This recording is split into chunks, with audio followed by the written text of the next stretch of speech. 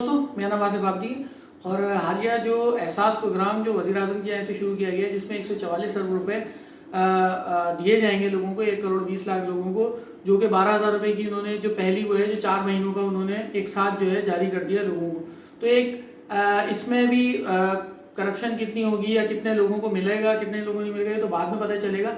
उसके अलावा जो वज़ीर आज़म पाकिस्तान है वो 1 करोड़ 20 लाख लोगों को, सिर्फ ये ख़ानदानों को ये देख रहे हैं, लेकिन असल बात है कि जो लोग फैक्ट्रियों में, कारखानों में और जो इदारों में काम करते हैं, जिनको महीनों की तनख्वाह है, एक महीने की तनख्वाह उनकी रोक ली गई है इदारों की जानिब से, ये कह कर के क्योंकि लॉकडाउन है तो हम आपको तनख्वाह नहीं दे सकते।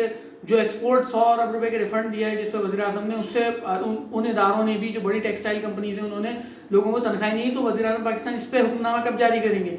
ये जो मीडिया के ज़रिए जो एहसास प्रोग्राम दिखाया जा रहा है बहुत अच्छी चीज़ है, लेकिन जो मेहनत कश हैं, जो फैक्ट्रियों में काम करते हैं, जो इदारों में काम करते हैं, असल बात है सरमायादार जो पैसे रोक के बैठे हुए लोगों के, उस पर वज़ीर आज़म कब हुक्मनामा जारी करेंगे, इसका इंतज़ार होना चाहिए। इसका इंतज़ार है हमें कि वो कब जारी करेंगे। जो मजदूर सिर्फ वही होते हैं जो कि फैक्ट्रियों में, और वो जो आप दिहाड़ीदार जिनको बोलते हैं, जो फैक्ट्रियों में जो लोग काम करते हैं वो भी ठेकेदारी निज़ाम के ऊपर काम करते हैं। अगर उनकी तनख्वाहें रुक जाएंगी, वो लोग बेरोजगार हो जाएंगे, तो वो भी उसी तरह से भूखे मरेंगे जिस तरह आप जिन लोगों को देना चाह रहे हैं। गरीब गरीब का नारा जो है वो लगाने के बजाय ये सरमायादारों को, ताकतवर लोगों के ऊपर हाथ डालें जो कि लोगों की तनख्वाहें रोक रहे हैं। शुक्रिया।